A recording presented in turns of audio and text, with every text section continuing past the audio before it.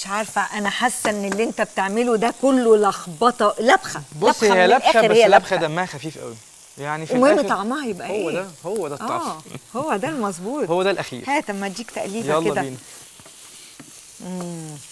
طب انت بقى كفيجيتيريان بتاكل ايه كل يوم؟ يعني انا مش متخيله نفسي ان انا ابقى حد بيقول لي ما تاكليش ولا كده، او مثلا ابقى معديه من قدام محل كباب وكفته مثلا والريحه تخش نغشيشي واقول لا اصل انا فيجيتيريان. انا بقى لما او مثلا عربيه كبده على جنب يعني. بصي انا اول حاجه هتتصرف ازاي؟ انا بطلع اجري على طول ما بقربش.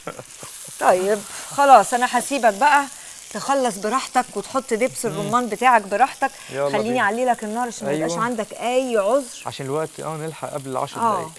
لان انت عارف في كاونت داون بقى وفيلم يعني. يا ريت انا اكسب بصراحه.